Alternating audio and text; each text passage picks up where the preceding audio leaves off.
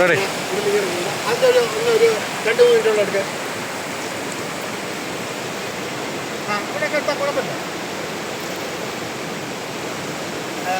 ശിവനന്ദയുടെ മുഖമൊക്കെ ഒന്ന് പോസ്റ്റ് കേട്ട് വളരെ ചോദിച്ചാൽ അവിടെ നിൽക്കണേ. മോളെ ഇങ്ങോട്ട് നോക്ക്, അതിലോട്ട് നോക്ക്. ആ കുടയൊക്കെ വരട്ടെ. മറ്റേ കരോണ അതിലൊന്നും തട്ടരുത്. ഒരു 3 മിനിറ്റ് ഇനി ഒന്ന് റൗണ്ടപ്പ് ചെയ്തൊന്ന് എടുത്ത് സെറ്റ് ചെയ്തോളൂ. കഴിഞ്ഞില്ലേ? അപ്പോൾ ഞാനൊന്ന് ഇടിച്ച് അങ്ങോട്ട് വരാം. അപ്പം 2-3 മിനിറ്റെങ്കിലും ആയോ? അപ്പോൾ എടുക്കുക.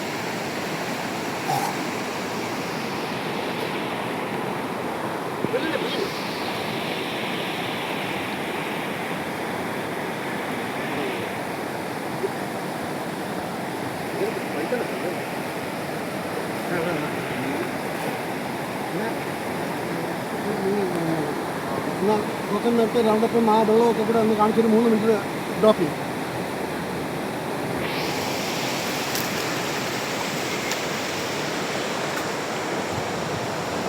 സംവിധായകൻ്റെ തിരുമോന്ത ക്ലോസപ്പിലേക്ക് വരട്ടെ.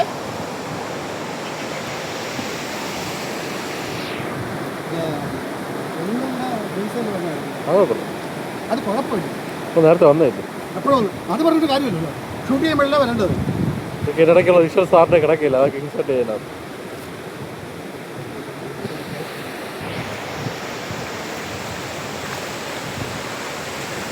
പിടിച്ച് നമ്മളെ പിടിക്കാൻ നായകനാക്കുവാണെങ്കിൽ ഇതൊക്കെ നമ്മൾ പിക്കൊക്കെ വെച്ച് റെഡിയാക്കില്ലേ. അപ്പം നമ്മുടെ കറുത്ത മാനസത്തിൻ്റെ ഷൂട്ട് അങ്ങനെ നടക്കുകയാണ്. നമ്മുടെ ക്യാമറമാൻ അദ്ദേഹത്തിനെ ഞാൻ ഒരു ലെവലിൽ എത്തിക്കും.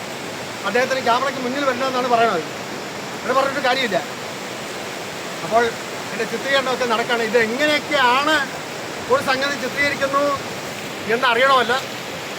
പിന്നിലാണ് മോളെ കുറച്ചുകൂടെ ഇങ്ങോട്ടേക്ക് ഞാൻ മുകളിലോട്ട് കയറി നിന്നിരിക്കുക. കണ്ടിന്യൂഷൻ. അപ്പോൾ ഞാൻ അവളോട് സംസാരിക്കുന്ന